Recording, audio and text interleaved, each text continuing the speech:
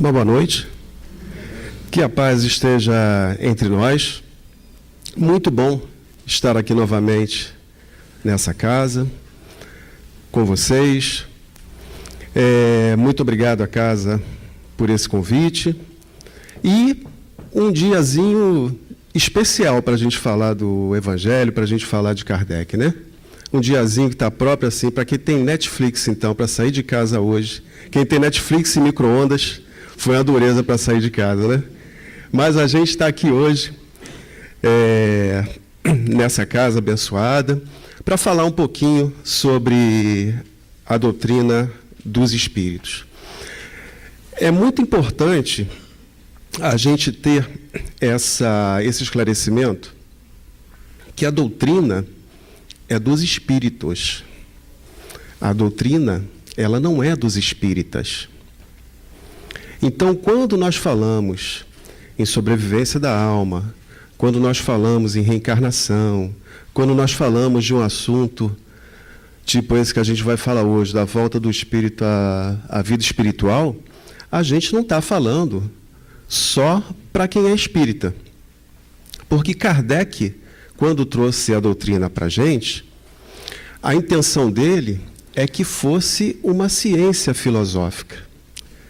Então, tanto serviria para o católico, o próprio Kardec, ele era protestante, a sua religião anterior ele era protestante, então servia para todo mundo, independente da religião, porque espíritos todos somos, vivendo aqui uma vida material, independente da religião que nós, nessa encarnação, abraçamos.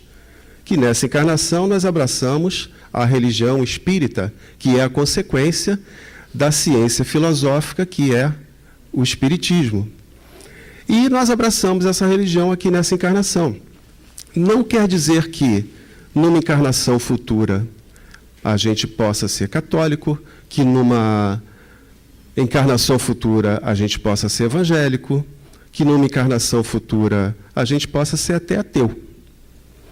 Mas Kardec, quando trouxe para a gente esses ensinamentos, e é bem legal que a gente tenha bem isso à mente, é a doutrina dos espíritos.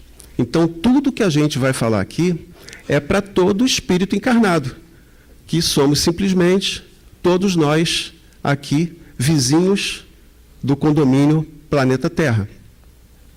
E outros mundos mais atrasados ou mais evoluídos que o nosso, mas que também existem habitantes desse mundo fazendo a sua passagem de retorno à vida espiritual. Então, para a gente começar, essa matéria, ela está especificamente no Livro dos Espíritos, na parte 2ª, capítulo 3º.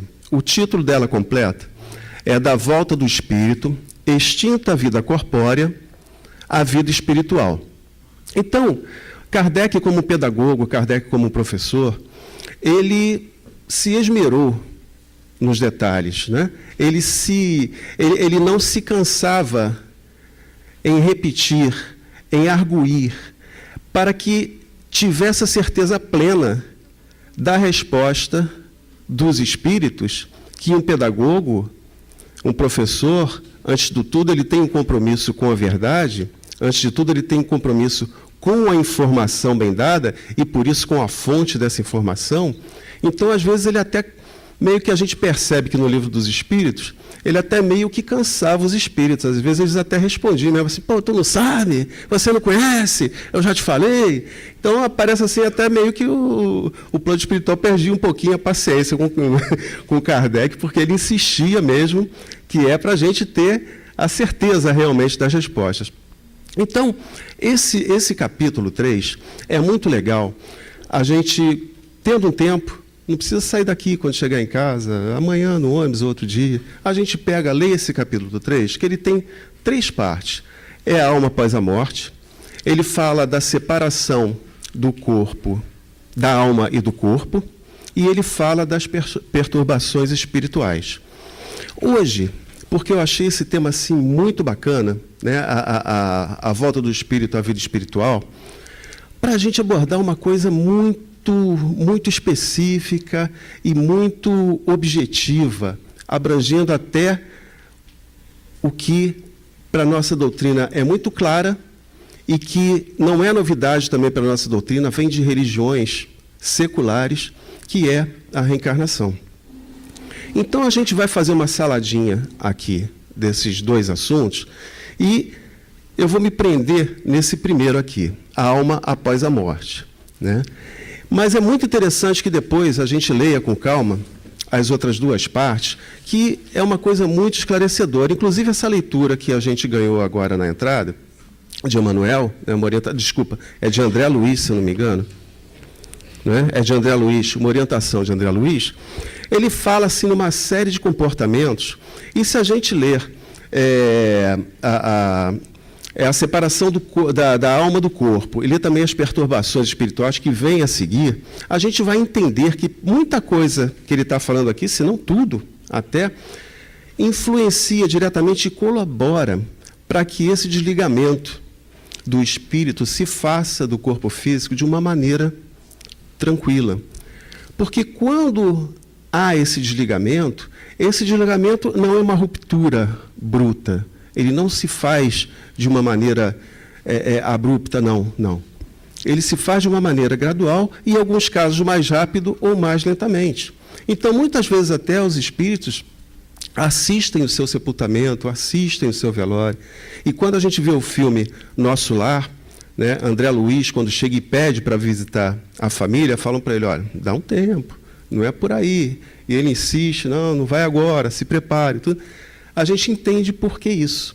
Então, muitos desses comportamentos que estão aqui nas orientações de André Luiz, eles fazem com que o espírito tenha um desligamento mais tranquilo do seu corpo físico. Porque imagina o espírito se desligar do corpo físico, vendo briga de família por conta de herança, vendo briga de família por conta de capricho, e vendo parentes e irmãos que não se dão, e nem no momento desse conseguem se reconciliar.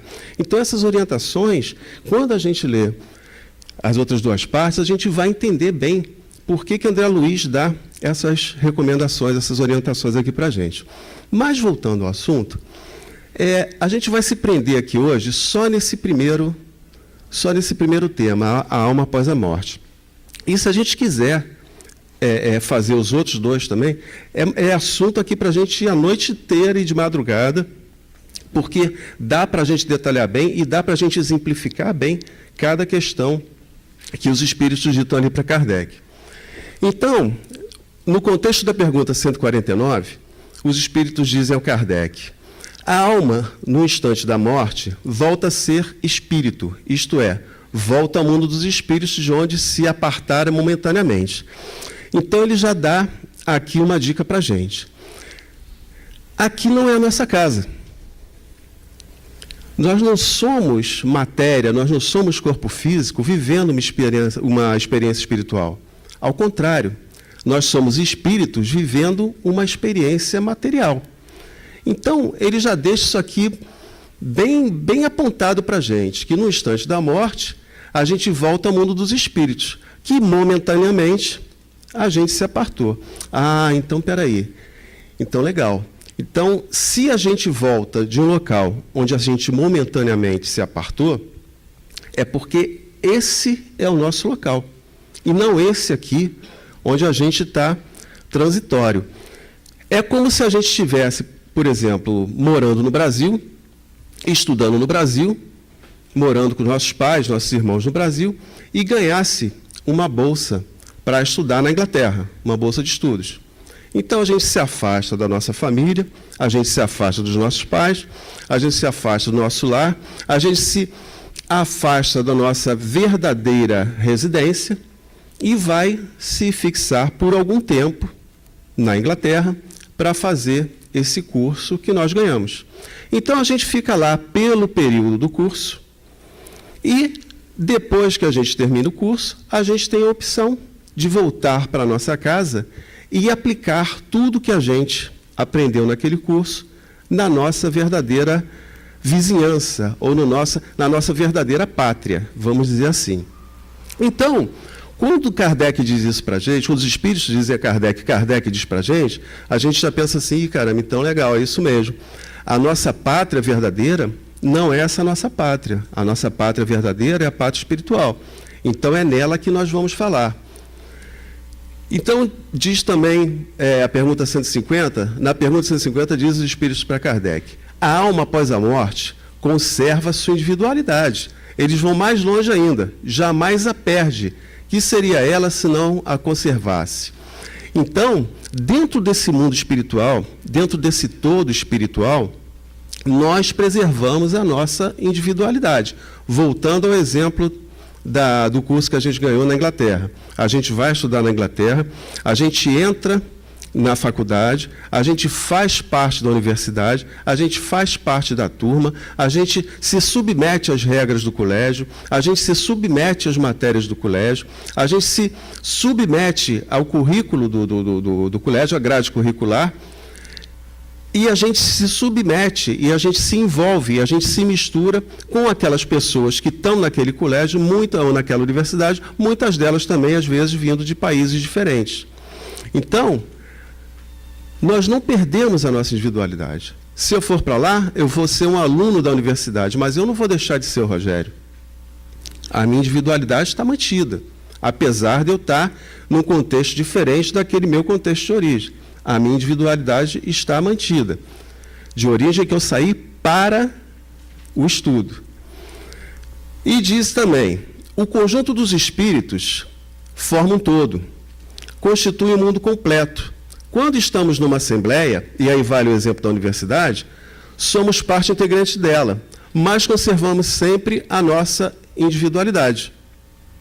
A gente está aqui hoje, no Grupo Fabiano, com o mesmo objetivo, a mesma intenção. A gente ouvir falar sobre a doutrina espírita, a gente ouvir falar sobre o Evangelho do Cristo. Todos aqui estamos com a mesma intenção. Temos aqui uma assembleia. Mas, apesar de nós sermos aqui uma assembleia, formando uma unidade coletiva com o mesmo objetivo, cada um de nós conserva a sua individualidade.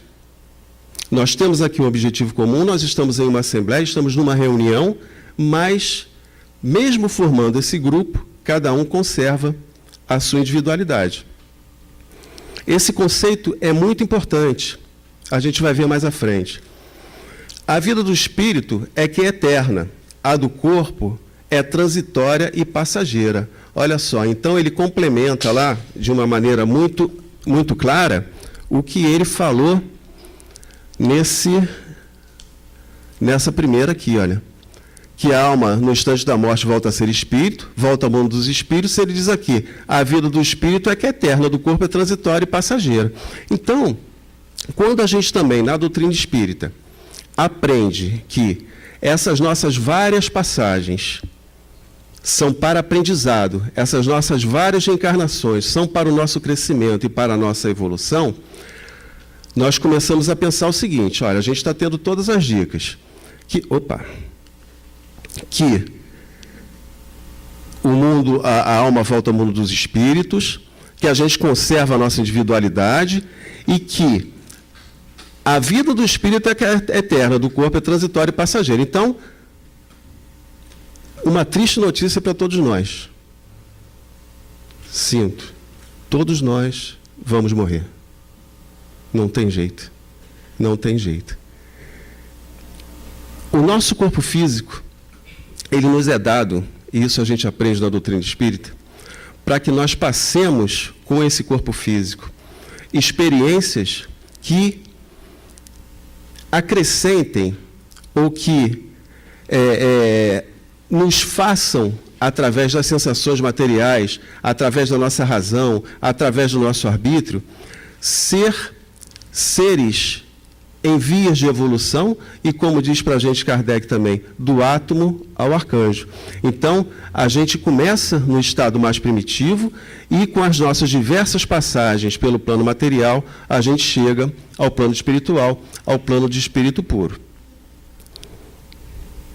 Essa é a verdadeira vida eterna. Bom, então, para a gente entender, vamos dissecar aqui o que é isso, o que é a volta do espírito à vida espiritual.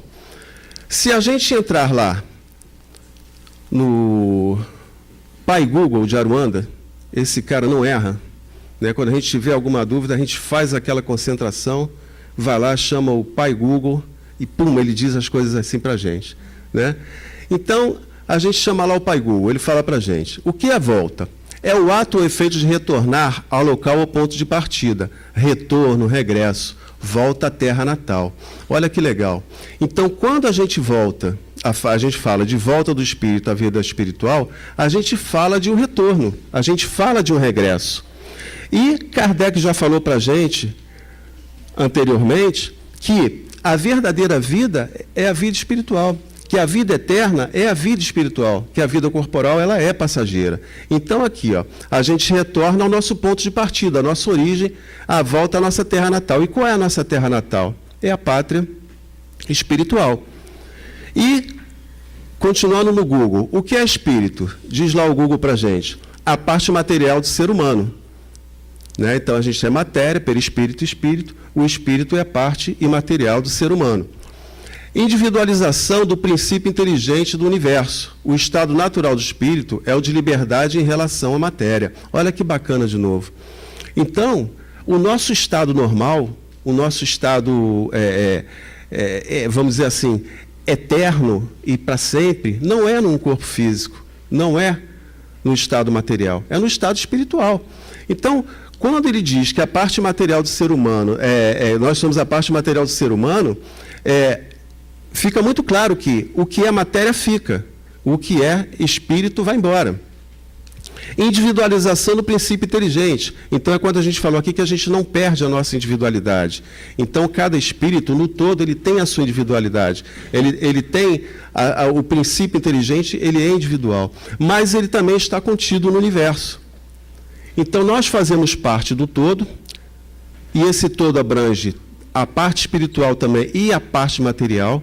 E nós, quando temos essa encarnação no corpo material, nós não deixamos de ser espíritos, nós continuamos sendo espíritos, só que ainda com essa roupinha de carne que a gente precisa. E o que seria a vida espiritual? E diz para a gente também, dizem os espíritos na pergunta 153, quando o corpo morre, a alma retorna à vida eterna. Então a vida espiritual nada mais é do que a vida eterna. Nosso estado de espírito, como espíritos, é o estado nosso de origem. Então nós saímos desse estado de espírito, nós vestimos roupas de carne, mas nós retornamos para esse mundo espiritual, para essa pátria espiritual. Agora, para chegar nessa pátria espiritual, de vez, para esse retorno efetivo à casa espiritual, porque a gente sabe que a gente vai do átomo ao arcanjo, e a gente sabe que Jesus falou para a gente, nenhuma das minhas ovelhas se perderá, a gente sabe que esse retorno é certo. Não adianta a gente não querer voltar. Não adianta fazer malcriação, não adianta dizer que gosta daqui da terra, que gosta de futebol, que gosta de praia, não adianta. A gente vai ter que voltar.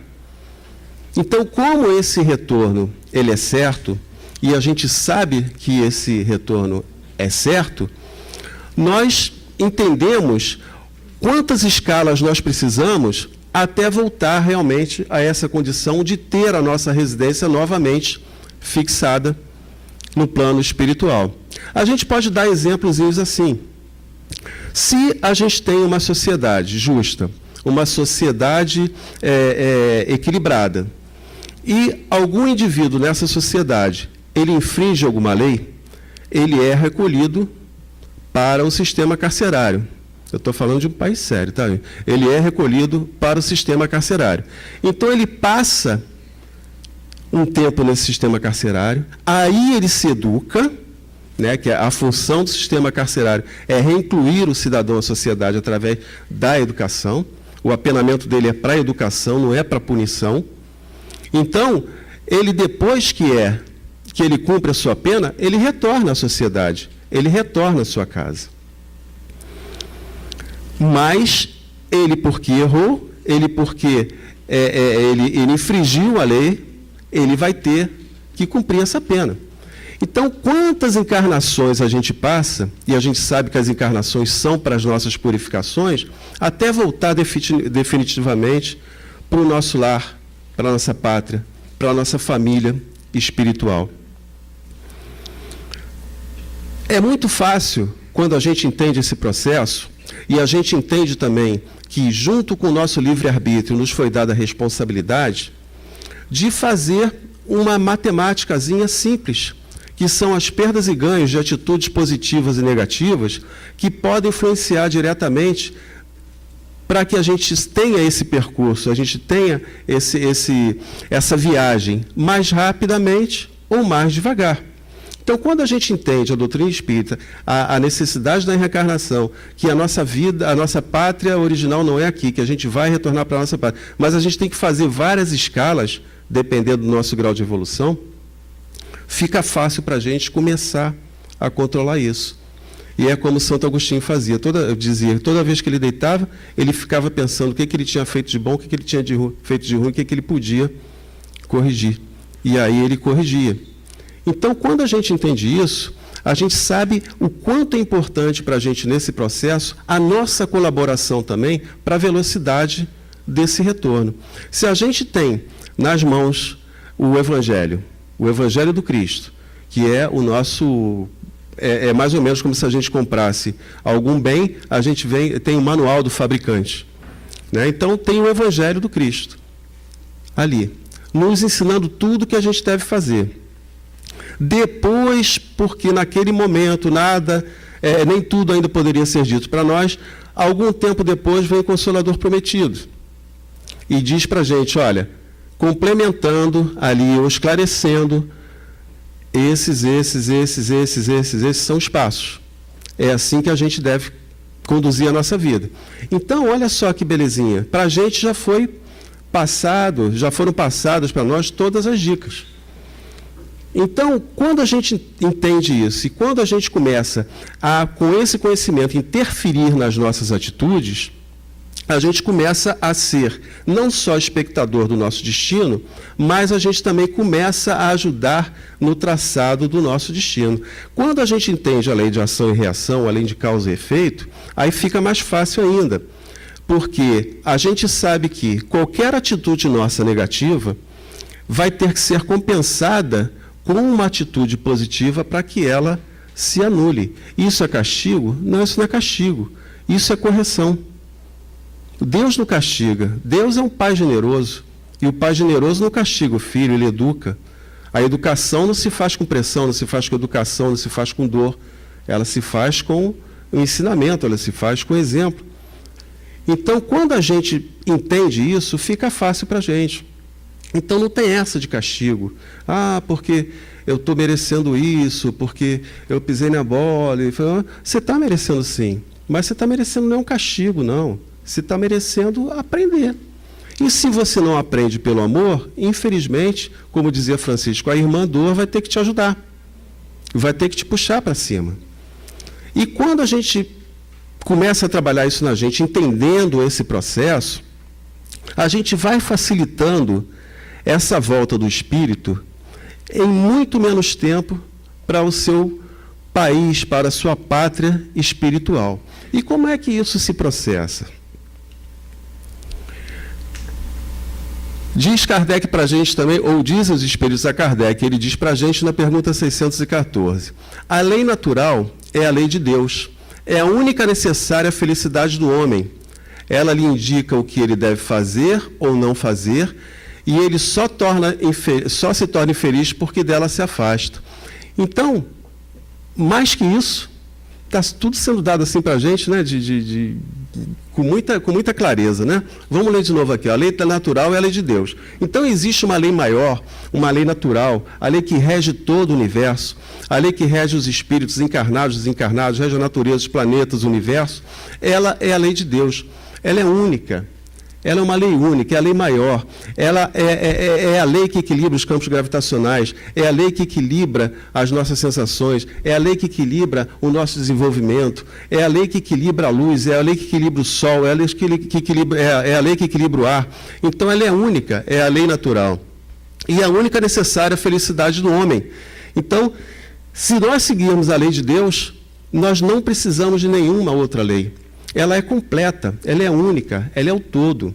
Então, não existe lei na Terra ou em qualquer outro lugar que seja mais completa e que seja mais direcionada ao nosso a nossa evolução, à nossa felicidade do que a lei de Deus, porque essa é a lei natural, nós somos partículas divinas. E vamos abrir um parênteses aqui, a gente está acostumado a dizer assim, a escutar assim, nós fomos criados à imagem e semelhança de Deus. Então, nós somos deuses, foi dito para a gente, sois deuses. E nós sabemos que, sendo a imagem e semelhança de Deus, a gente fica com uma coisa meio paradoxal quando a gente ouve uma coisa que a gente está acostumado a ouvir na nossa doutrina também.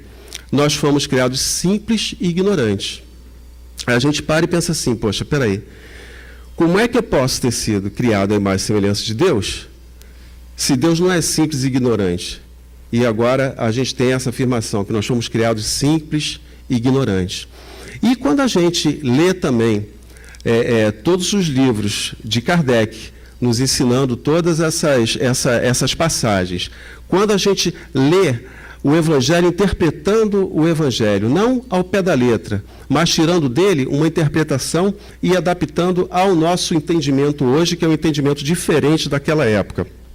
Bom, nós fomos sim criados à imagem e semelhança de Deus. Então, nos slides anteriores está bem claro, nós saímos de um mundo espiritual, e esse mundo espiritual, ele era um mundo espiritual que era o todo.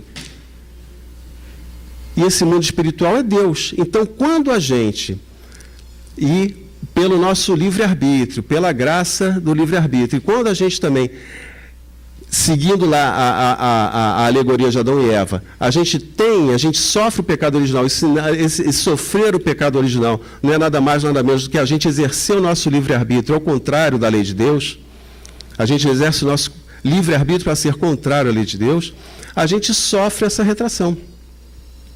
E a gente sai do estado de espírito e veste roupas de carne.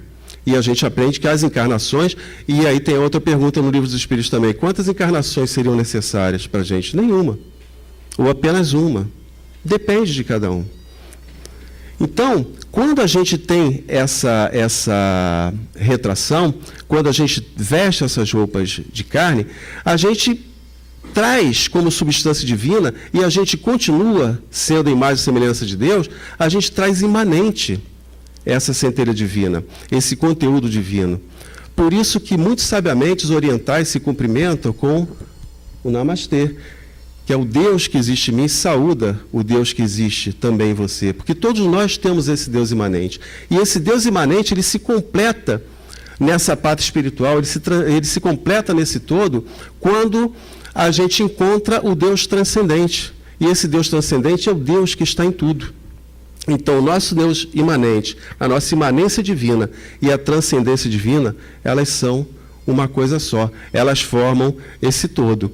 Então, ele me indica o que deve fazer ou não fazer, e ele só se torna infeliz porque dela se afasta. Então, é muito claro, se eu ando de acordo com a lei de Deus, não tem como ser infeliz, não tem por que ser infeliz. Agora, eu me afastando dela, com certeza sim. Até porque vai demorar muito mais tempo para eu reencontrar o meu país de origem, a minha pátria de origem, que é a pátria espiritual. E continuando, o conjunto dos espíritos forma um todo, constitui um mundo completo. Então, olha só, a transcendência. Né? A gente tem as nossas individualidades, mas o mundo espiritual ele forma um todo espiritual. E a gente sabe que a gente tem a nossa evolução desde o mineral ao vegetal, ao animal, ao hominal, e por aí vai, até a gente completar o nosso ciclo de evolução. Então, o conjunto dos espíritos, ele está nesse todo, um mundo completo, essa transcendência divina. Então, o que é o mundo espiritual é o todo. O que é o conjunto dos espíritos é um todo. Porque a gente, enquanto matéria, fica muito restrito ainda nessa nossa percepção de matéria. Então, até quando a gente exerce algum trabalho, às vezes, no centro espírita, tem médios que são videntes, tem médios que eles escutam mais do que veem, né? Tem médios que eles recebem a psicografia e a psicofonia. Cada um tem a sua maneira de captar, até onde ele consegue evoluir a sua sensibilidade.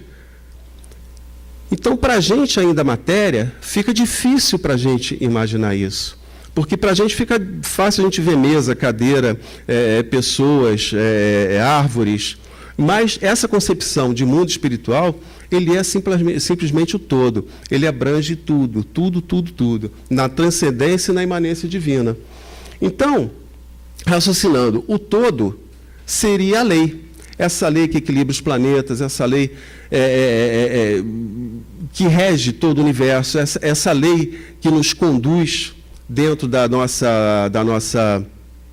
nosso dia a dia, essa lei que faz com que as folhas cresçam, essa lei que faz com que os animais sejam predadores, essa lei que faz com que cresça cabelo, essa eu estou doido para me aprofundar nela. Mas, então, essas leis que são as coisas mais naturais, mas que, por menores que elas sejam, por mais assim que possa parecer para a gente muito sutis, tudo é regido, desde a bomba atômica até o nascimento de uma raizinha. Tudo isso é regido pela lei. Então, se tudo isso acontece, tudo isso tem a sua razão de ser. E o que seria, então, essa lei que tudo rege? Essa lei que tudo rege é simplesmente Deus. E para a gente também é outra dificuldade, porque a gente não ver Deus, né, de uma maneira antropomórfica é meio difícil. Então, desde que a gente é pequenininho, desde que a gente é gente, Deus sempre foi alguma coisa. Deus sempre foi um bicho, Deus sempre foi um ser, Deus sempre foi alguma coisa que a gente pudesse imaginar. Até nas religiões mais antigas, onde a gente tinha vários deuses, as religiões politeístas, todos os deuses eles se figuravam de alguma maneira. Então, a gente sempre desenhou Deus. A gente sempre tornou Deus uma figura, a gente sempre tornou Deus uma palavra. E fica para a gente ainda difícil a gente imaginar o que é Deus no seu todo. E esse Deus, que é a lei e que é o todo, ele forma todo um organismo. Então, quando a gente vivia lá no nosso mundo espiritual, que a gente já viveu lá, junto com, vamos dizer assim, na casa do Pai, vivemos na casa do Pai, e nós nos retiramos com o nosso livre-arbítrio, e para fazer o nosso aprendizado, e agora nós retornamos para esse organismo. E diz para a gente João, né? A gente está falando em mundo espiritual, a gente está falando em convivência, a imagem e semelhança de Deus. E diz para a gente João, apareceu um outro sinal no céu, um poderoso dragão vermelho com 7 cabeças e 10 chifres, possuindo sobre as cabeças 7 coroas. Sua cauda arrastou consigo 1/3 das estrelas do céu, as quais arremessou sobre a terra. Poxa, muito claro aí, né? Como a gente foi tirado desse estado de convivência com a lei, de convivência com Deus, de convivência com o mundo espiritual perfeito, e a gente foi jogado sobre a terra. Então, essa retração, e se a gente pensar em Adão e Eva e outras parábolas mais, a gente vai ver mais à frente, a gente entende muito bem que uma vez nós saímos da casa do Pai. Isso toda hora fica claro para a gente. Aqui em João está muito claro. E diz também, Jesus e Lucas, diz para a gente que ele falou, eu via Satanás como um raio cair do céu.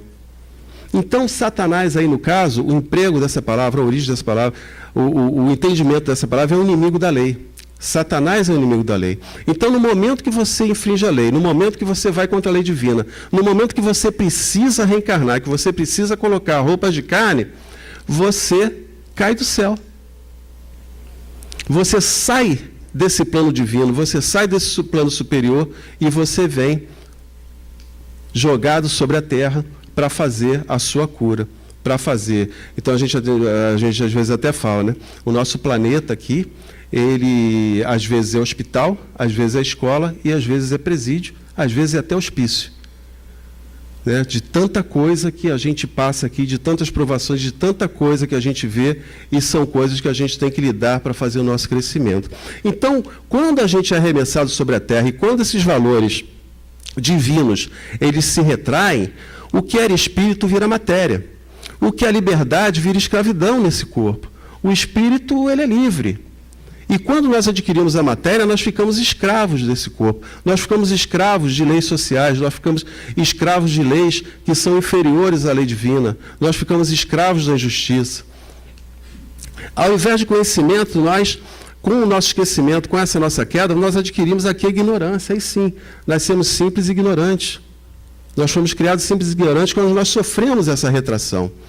Em vez de unidade, temos a separação. Nós tínhamos lá a unidade divina, a unidade de espíritos, o plano espiritual, o planeta espiritual, a pátria espiritual, e quando nós descemos, nós ganhamos as nossas individualidades, nós continuamos com as nossas individualidades, sendo que elas agora são unidades, elas têm que se recuperar de uma maneira autônoma.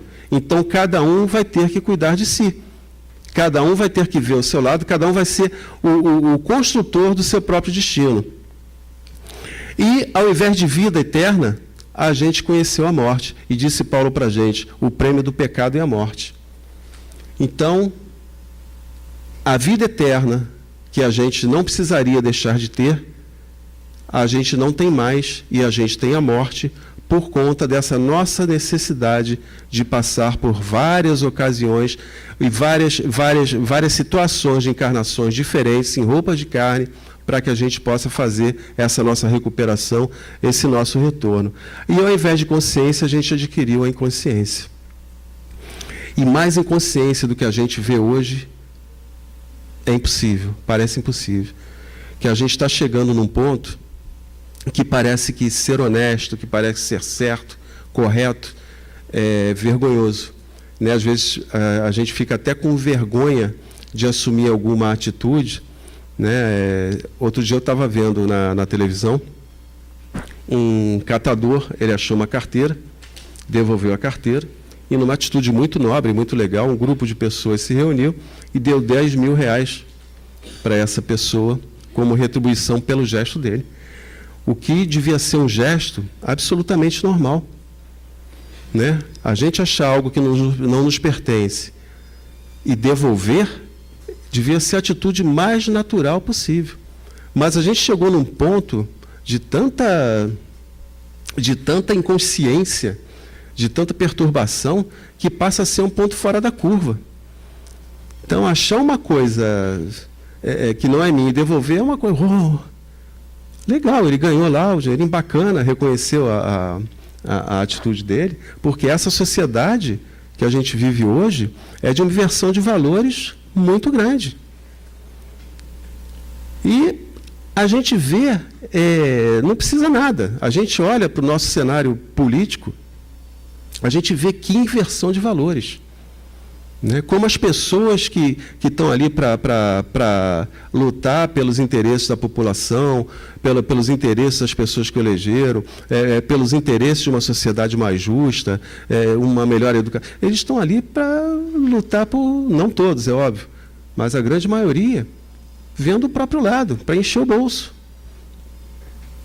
Então, a gente fica meio assim, o que é isso? O que é isso que a gente está vivendo? Essa inconsciência tremenda que a gente obteve quando sofreu essa retração. Essa inversão de valores aqui, de espírito, matéria, liberdade, escravidão, ela se aplica a tudo, a tudo. Então, todos os valores, eles se invertem.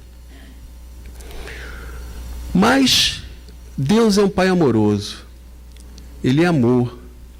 Ele é bom. Então, Ele está sempre nos esperando de braços abertos, no céu de felicidade. Porque se nós entendermos que a nossa origem é o amor, a nossa origem é o bem, a gente entende que tudo que está acontecendo com a gente é anormal. Isso não é a normalidade. Isso são coisas que a gente tem que corrigir. E como a gente já falou assim aqui, quando a gente tem essa consciência, esse processo de retorno à pátria espiritual um retorno, a gente está falando de um retorno definitivo, a gente não está falando aqui das várias baldeações que a gente vai ter que fazer no caminho, por conta das nossas encarnações, mas a gente está falando de chegar lá, já chegar lá, de voltar definitivamente. Então, quando a gente entende isso, nota que tudo que acontece com a gente nesse momento, tudo que aconteceu em encarnações anteriores, são situações completamente anormais da nossa origem. A nossa origem é o amor, a nossa origem é a bondade.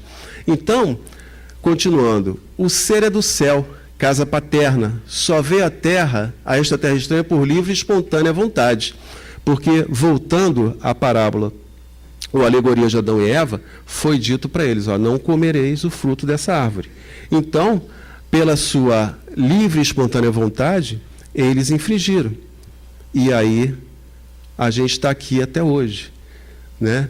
E se a gente também lembrar da parábola do filho pródigo, ele vivia na sua casa com seu irmão, seu pai amoroso, ali não lhe faltava nada, até que um dia, por seu livre-arbítrio e assumindo a sua responsabilidade, ele fala para o pai, ó, papai, junta tudo que é meu aí que eu quero meter o pé, né? Quero experimentar. Né? Então ele pega tudo que é dele e ele sai da casa do pai, ele se aventura no mundo. Então ele se envolve com pessoas que não deve, ele acaba com más companhias, maus envolvimentos, ele começa a ter uma vida desregrada, ele queima toda a riqueza do pai e um dia ele se dá por vencido e diz, caramba, na casa do meu pai eu tinha tudo, aqui eu não tenho nem o que os porcos podem comer. E ele resolve voltar à casa do pai. E quando ele volta à casa do pai, ele é recebido de braços abertos.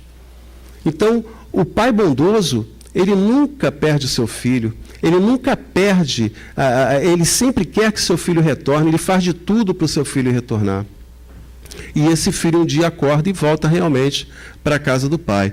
E o Evangelho deixa uma mensagem para a gente muito clara de reconstrução. Então, tem uma leizinha muito simples, são 3 coisinhas, que é o perdoar sempre, isso em todo o Evangelho. Então, perdão, perdoar sempre. Francisco, quando nas suas conversas com Frei Leão, ele sempre fala do perdão, né? A importância do perdão, a importância de você perdoar. Quando ele lida com os irmãos franciscanos, várias passagens, a gente vê que ele força os irmãos a exercitarem esse perdão. Perdoar o ladrão, perdoar o agressor, perdoar quem lhe expulsou, perdoar quem lhe fez mal, a quem lhes legou comida. E Francisco sempre fala, renunciar a si mesmo, porque um dos maiores males da nossa sociedade é o egoísmo. O ser humano deixou em algum momento de pensar em coletividade para pensar na sua individualidade. Então, é muito importante essa renúncia aos nossos egoísmos. É óbvio que todos nós queremos o melhor para nós, todos nós queremos melhorar de vida, todos nós queremos muito, principalmente no campo material. E é muito justo para quem trabalha, é muito justo para quem batalha, para quem tem a sua luta diária no trabalho, ter sim a sua melhoria material. Agora, que essa melhoria material não se transforme em alguma coisa prejudicial às outras pessoas. A gente ganhar o dinheiro com o nosso trabalho, a gente ter as nossas coisas, nada demais. Agora, quando a gente começa a explorar as pessoas, quando a gente começa a prejudicar as pessoas, quando a gente começa a roubar as pessoas, aí a gente já está saindo dos nossos limites. E quando a gente também fala isso para o lado que não seja o material, do lado imaterial, vamos falar, por exemplo, de uma relação entre pessoas. Quantas vezes nós somos tão egoístas também nas nossas relações interpessoais? Né? Quantas vezes nós somos egoístas a ponto de querer que a pessoa viva uma vida diferente, que a pessoa seja diferente do que ela é, para poder satisfazer ao que a gente esperava dela, ao que a gente pensa dela. E quantas relações são rompidas assim?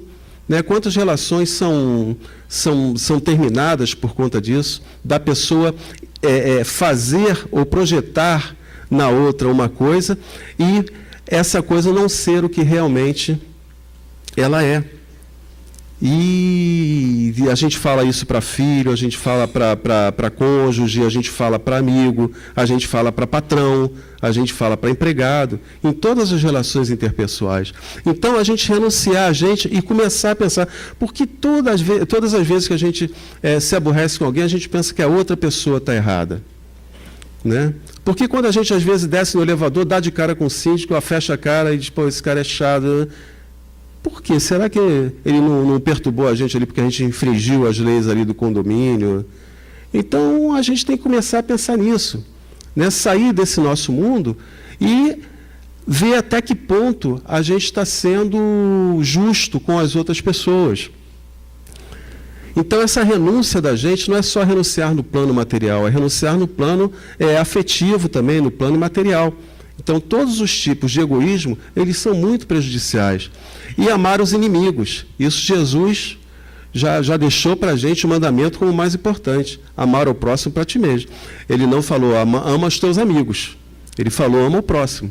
E o próximo também pode ser um inimigo teu. E você tem que tratar com amor. Você tem que tratar com respeito. Então, não adianta eu não gostar de uma pessoa, é uma coisa minha.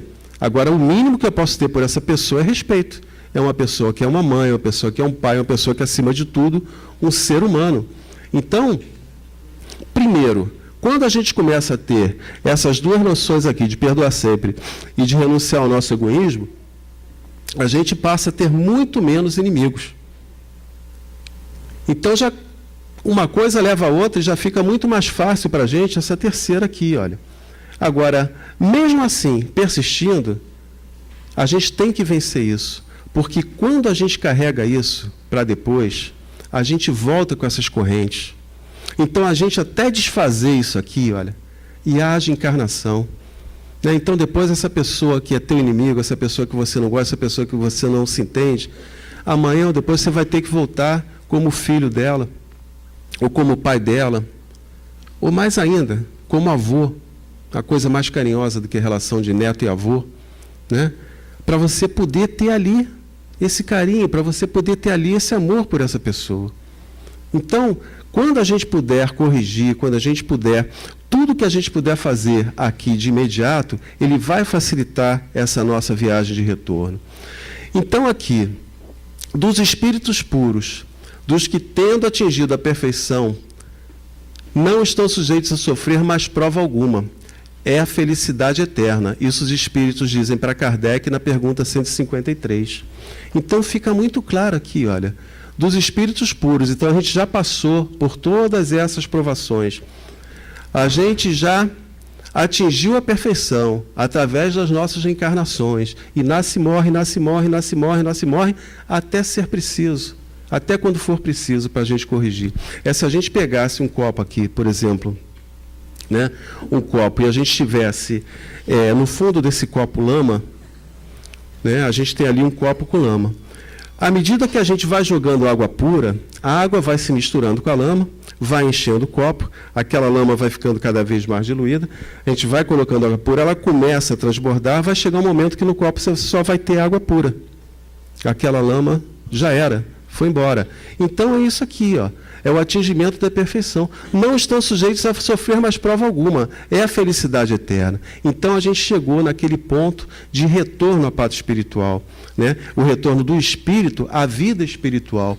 Então, o que era matéria volta a ser espírito. A gente não precisa mais de corpo físico para aprovação.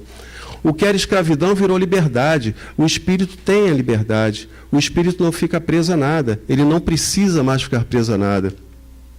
Ao invés da ignorância, ele tem o conhecimento da lei, ele já adquiriu o conhecimento da lei, ele já voltou para a sua casa, relembrando de todos aqueles conhecimentos que ele tinha que foram restringidos por conta do seu livre-arbítrio. O que era separação virou unidade. Então nós continuamos nessa volta com a nossa imanência divina, só que quando a gente chegar no ponto, tudo vai ser uma coisa só, vai se misturar aquela transcendência, nós não precisamos mais de muro de carne, nós não precisamos mais de parede de carne para nos separar do mundo realmente, da pátria espiritual. A morte, a gente não vai precisar mais passar por ela. A gente já pulou, a gente já passou. Se a gente não precisa reencarnar, a gente não precisa mais morrer. E a gente não precisaria morrer. Não precisaria. Mas a gente está aqui. E a gente vai precisar morrer muitas vezes ainda até chegar à nossa vida eterna. E o que era inconsciência vai virar novamente a nossa consciência. Então, aquele despertar. Poxa. E fica muito, a gente entende muito bem, quando a gente vê o filme Nosso Lar, ou quando a gente lê o livro Nosso Lar, de todo esse processo, de como tudo isso acontece.